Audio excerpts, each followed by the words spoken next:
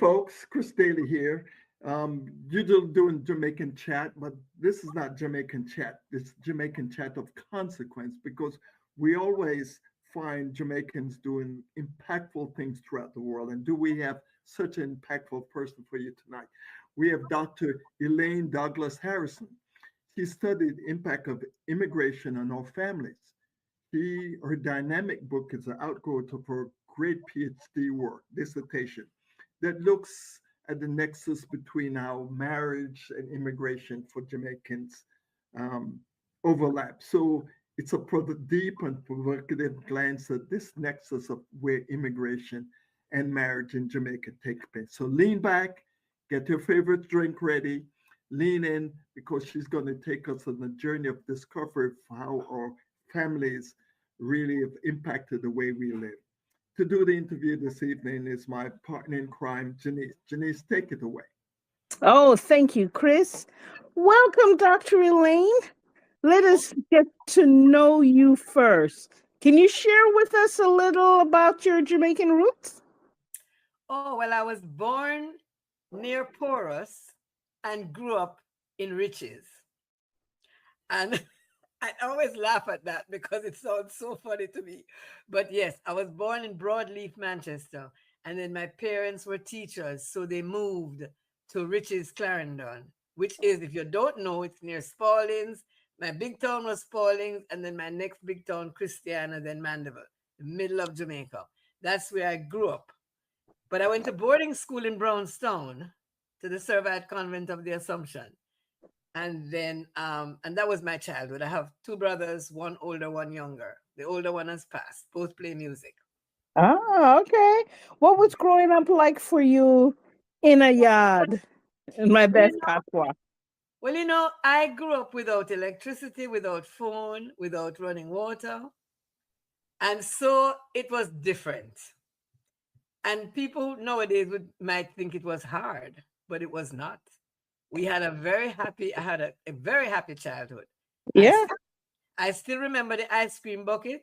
I remember my mother used to make her own sausage on a Saturday evening for Sunday morning breakfast, and a wicked meat pie.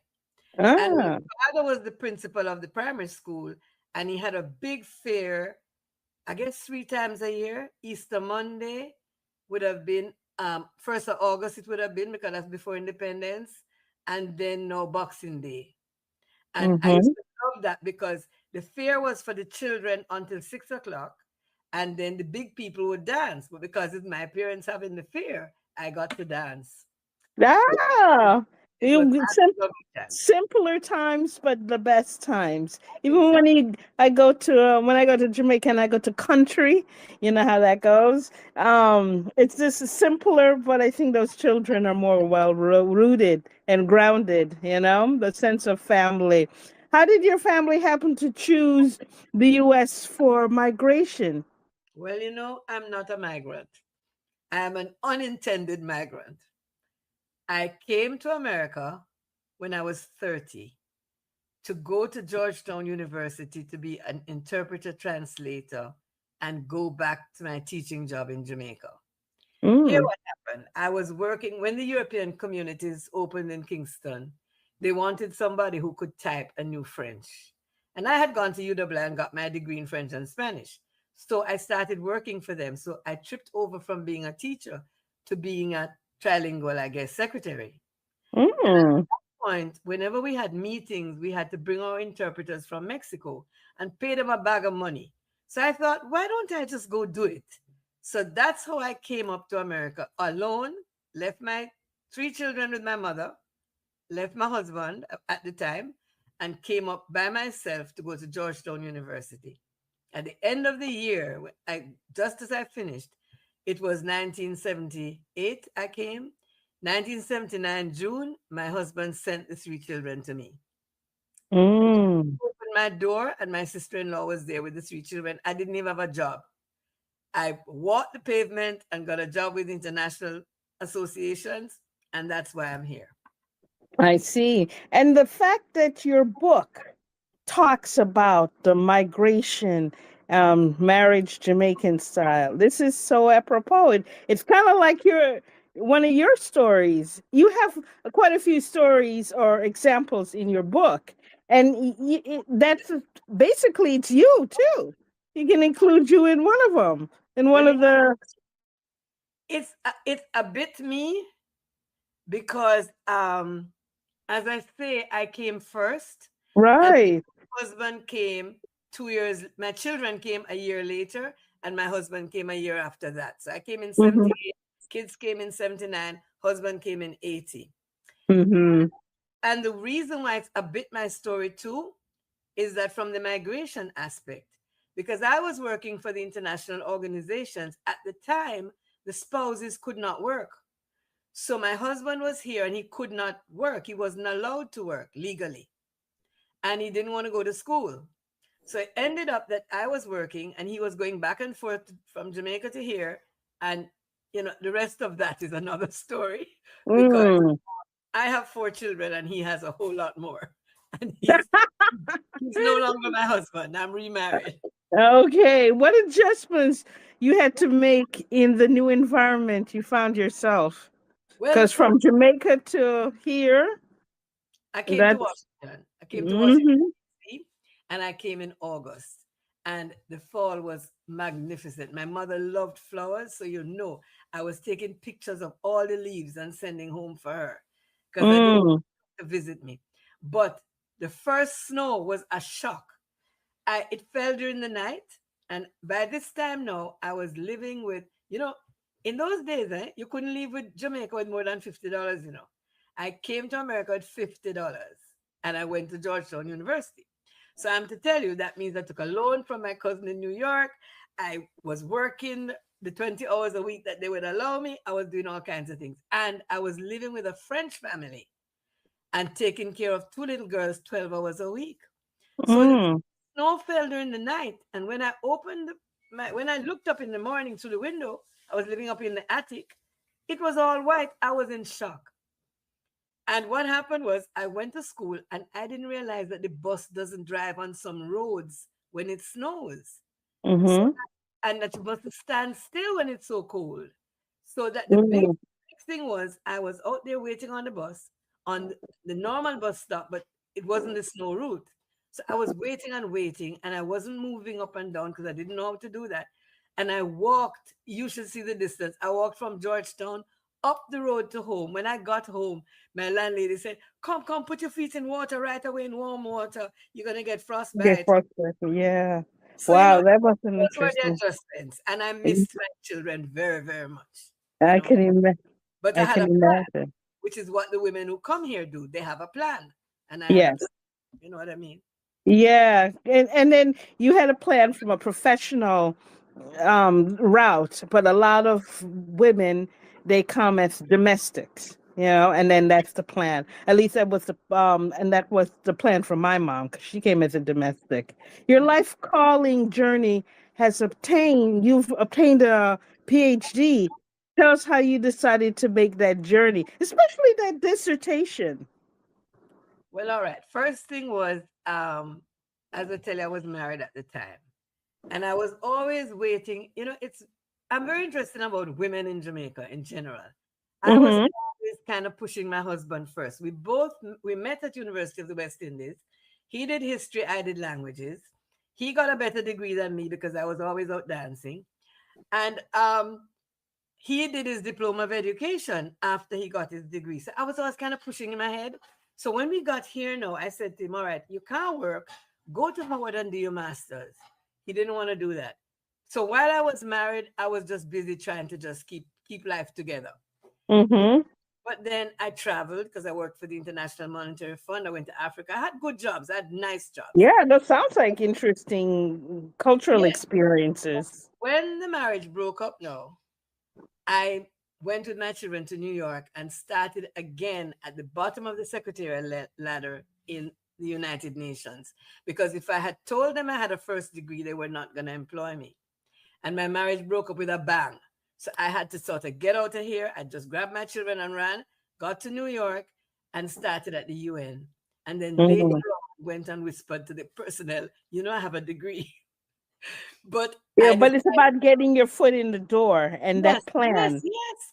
And I decided then and there that being in New York, is in Washington, the universities were more expensive. In New York City University is really affordable. I decided I was going to start my master's. So I ended up getting three masters. I Wow. I was at the UN and I wanted to do women's issues. So when I did the master's in women's issues, I thought, why don't I just do the PhD?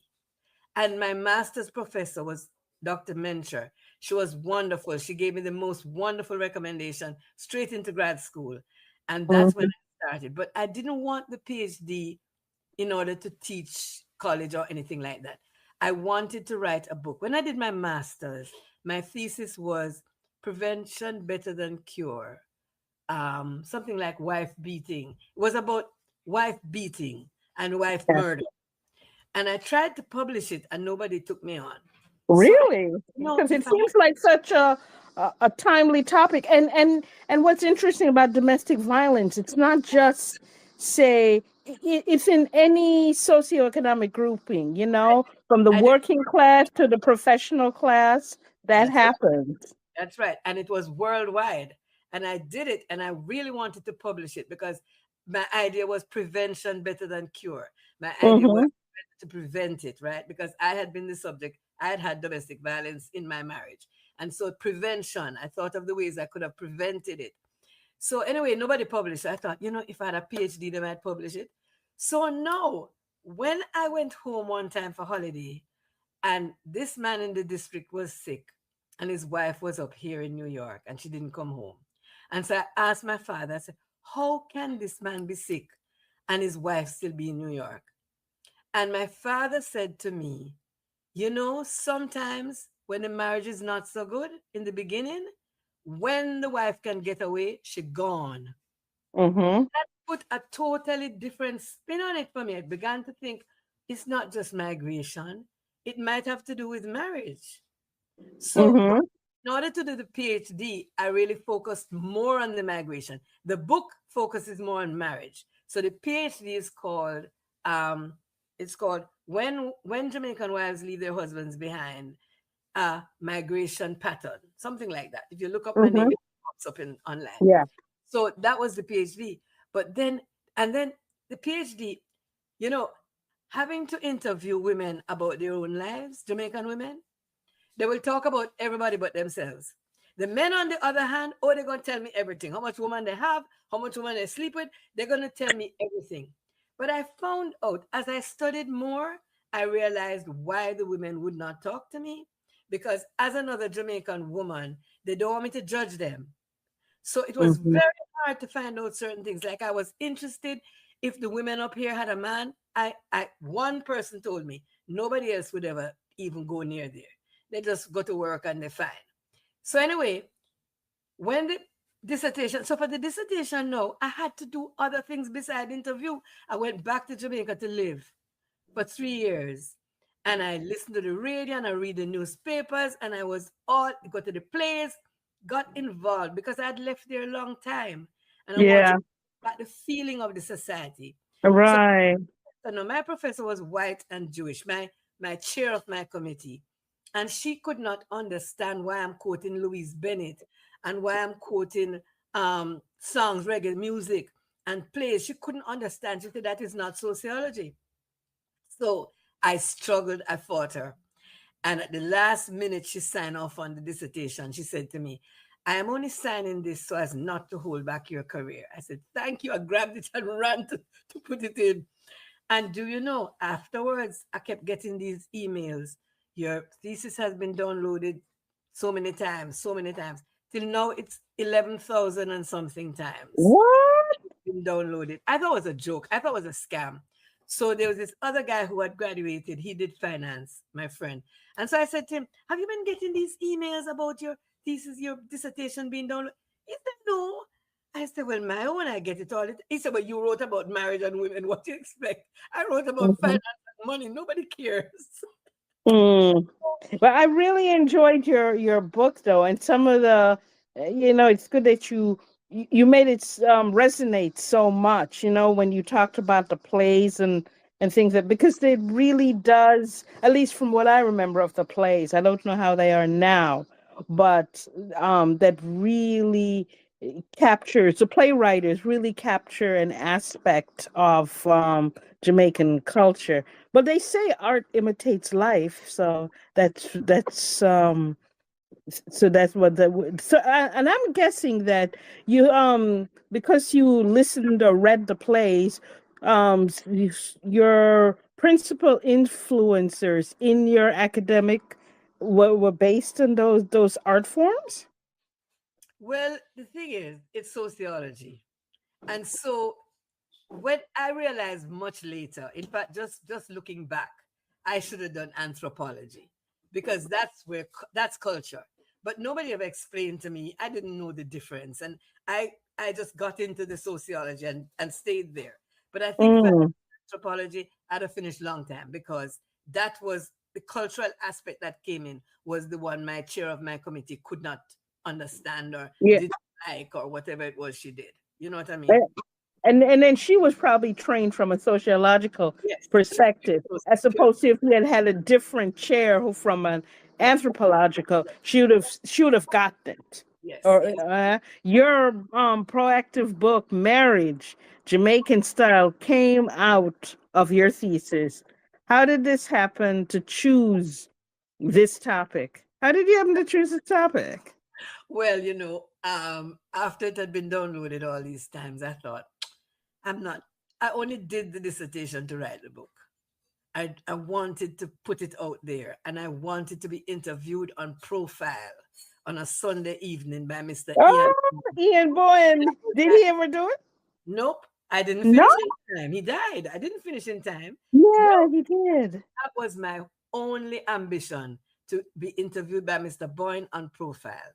And Barry Shavans was going to be one of my readers. He died. I took 15 years to write this dissertation because I was teaching, I was mothering, I was grandmothering, I was doing everything.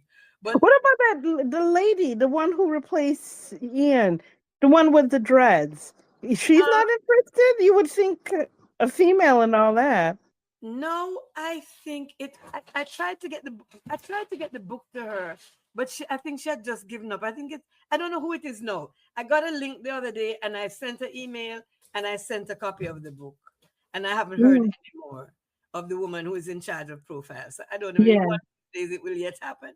But when I stopped teaching college now, just recently, I decided why don't I just write the book? I'm gonna take out all the sociological stuff and I'm just going to write about the marriage. And I'm going to call it Marriage Jamaican Style. And But so it. my grandson designed the cover for me. And he Oh, designed okay. it before I finished writing. And when I saw Really? the cover, I said, that's it. See, the woman is leaving her shadow behind. She's leaving something behind. The man has his hands in his pockets. He's not going nowhere. I thought it was the most beautiful cover I'd ever seen. And I had to finish writing the book to match the cover. That was inspirational. And then, with each chapter, you would talk about. It was like an intro where you would, and some of them weren't Jamaicans. They were like, I remember the Saint Lucia guy, and so it wasn't really just a Jamaican, but it was a Caribbean thing too, because you did use other um Caribbean people in the beginning, you Yes, know. I did talk about migration generally at the beginning, Yeah. and then I focus it on the Jamaicans mostly. But it's as I met people and talked to people, you understand over years. Met a woman on the plane going to Jamaica one time. Just met people here and there, and I would just always talk about this topic. And it always they say, I have an auntie, I have a cousin who do it. I have a. It was always, and I realized it was something that was hidden because it's not something anybody talks about, but that it was something that was very important.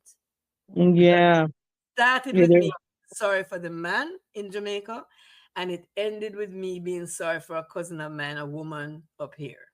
I So, see it. Yeah. And it's interesting. It focused on women being the migrant person, leaving the husband behind, you know? How prominent is this practice? well, it's not only Jamaica who does it either. Right. But Mm-hmm. point and the point of that is that the migration rules are the way American migration works, a woman can more easily get in than a man.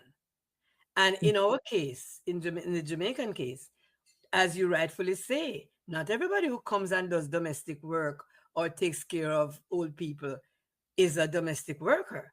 There are people who come and they were teachers at home or they were working Mm-hmm. at the bank or whatever, but they can get in.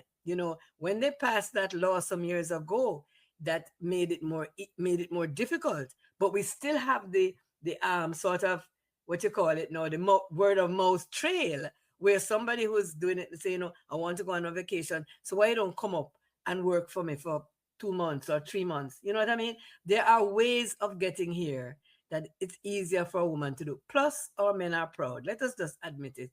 Our men are proud. My sister in law wanted my brother to work at the door of her apartment. It was never going to happen. Mm. But Oh, no. in I'm going to say your family, but certainly in my family, a lot of men would do the farm working thing before the Mexicans. I mean, now it's primarily Hispanics, but before the farm working thing, Mhm. and when the Panama Canal was being built, they actively recruited men. So it used to be men that would do the traveling and the women stay behind, but now it's the other way around, you know? We And still it, have men coming to do farm work. We still have the men really? on cruise ships. We still have the men doing things, but it's like for a 8 month span and then they go home or whatever it is, or 6 months and they go home. We still have that. But back in the day, you're perfectly right. In England and in Central America, it was the men. And I even tell the story in the book about my girlfriend whose father left for England back in the day and never came home and wanted his wife to join him, and she Yeah. refused to go. And he'd been married Hmm. to somebody over there, and that was it. He never And dissolved. didn't tell her. And didn't tell her. He didn't And, dissolve his marriage in Jamaica at all. He just disappeared and married somebody else. yeah, somebody else. Yeah, it's interesting as it focused on women being the migrating person. A better life is a motivating factor. Mhm. What other factors made women lead the lead agent here? Well, Jamaican women work hard. Jamaican women are ambitious. Younger women come, as you say, for a better life. A better life usually for the younger women who come and they either go to school or they just work. Like I have one now who is working. She's working. The other day I got in touch with her after all these years, after writing the book. I sent her a copy. She was so excited. But she's working because her husband in Montego Bay, they now finished building the house, but now she want the car. And after she get the car, then she going home. So that's one thing. But then the older people who would come to take care of grandchildren, because you know, childcare is a major problem in America. Yes. Mm-hmm.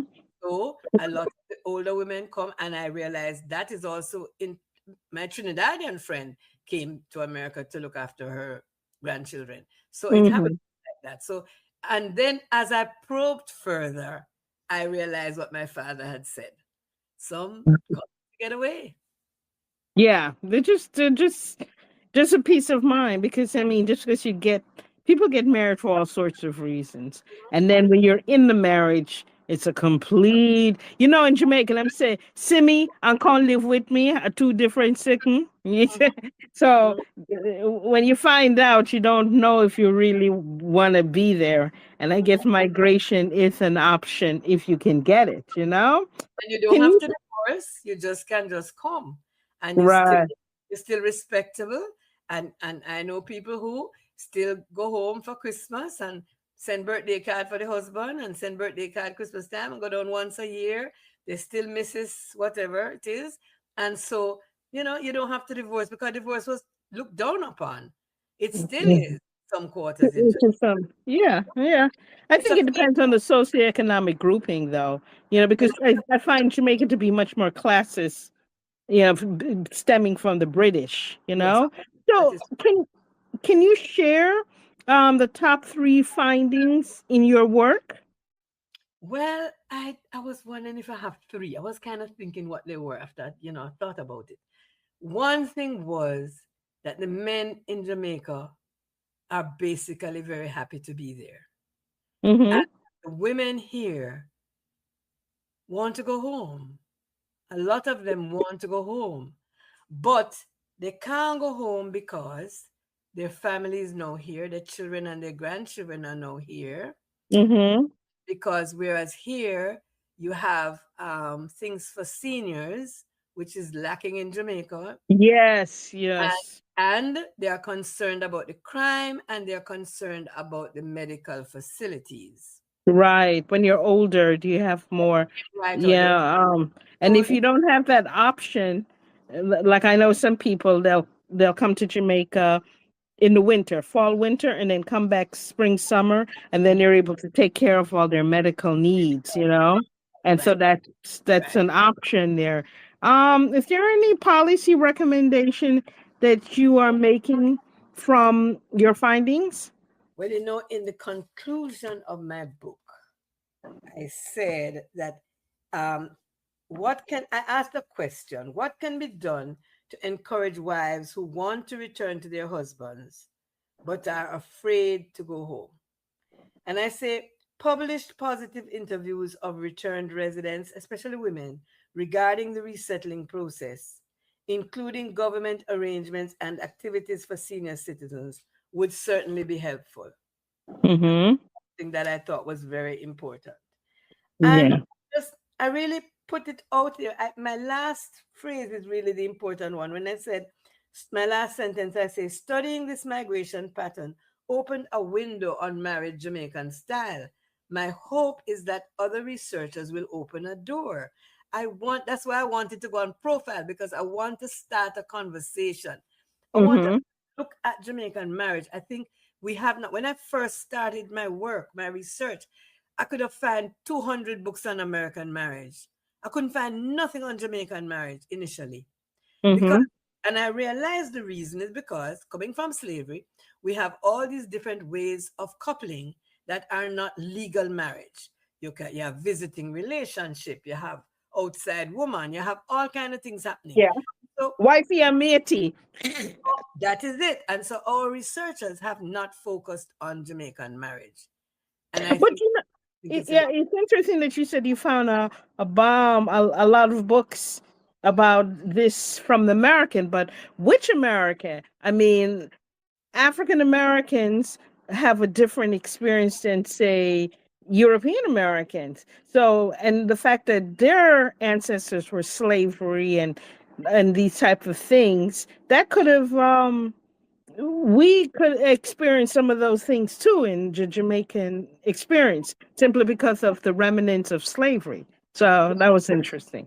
that is true, but the society on the whole here in America sort of not nowadays because the young people not getting married, but a little while ago, it was that marriage was kind of something you aspired to, and Hmm. they aspired to it too, but it's not a public aspiration. It's Right. not quite the same. Mhm. Yeah. So who should be considering getting a copy of your fine work? Who do you think should get that? You know, everybody who has ever been married wants to be married. All Jamaicans should Or read. considering it. But So the whole anyway, gamut. Well, migration, that's good. migration. Hmm. Yeah, Don't- and this and what I like about your book, it's very unique because I've never thought of it from that angle. Even though that would resonate with me and other Jamaican women in terms of the marriage, you know? So I enjoyed the book because it did stimulate conversation in an aspect that no one is thinking about or thought about. I mean, it's there, but we haven't thought about it. What following on your work can we expect from your fine pen? Oh boy, I don't know. I don't know. Well, time will tell, but we want you to purchase.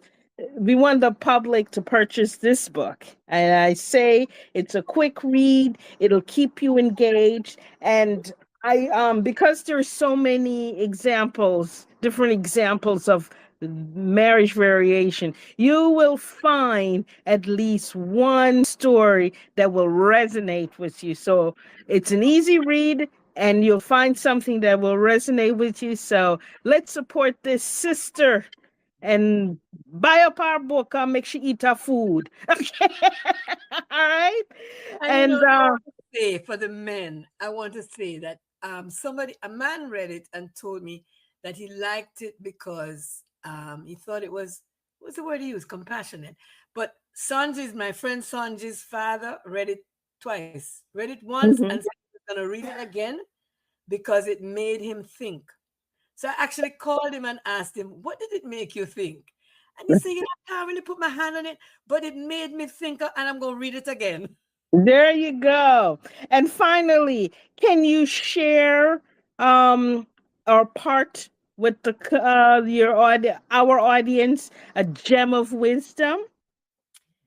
You know, I was thinking about that, and I think what I think is, what I always tell my children, I tell everybody, I say, you plan as if you have 100 years, but you live as if you have today, which means you are focused on your destination, but you have to focus on your journey. So a lot of people who come here, who they're aiming, like this girl who has been going home. The other day I said to her, look, forget about the car and go to your husband. You're thinking about your destination, but your journey to get to the destination, you are not as concerned about. And you might never get to that destination because we Hmm. know who retire and die the next morning. No, you you plan as if you have 100 years, but you live as if you have today, which means you're in the moment, enjoying your journey. Enjoy the journey. That is so true. So to learn about Jamaican diaspora, visit JamaicanDiaspora.com. To learn about Chris Daly, visit ChrisDaly360.com. And if you'd like to contact this wonderful author, her email is bookEDH@yahoo.com. We really enjoyed spending time with you. Bye now. Thank you. Bye.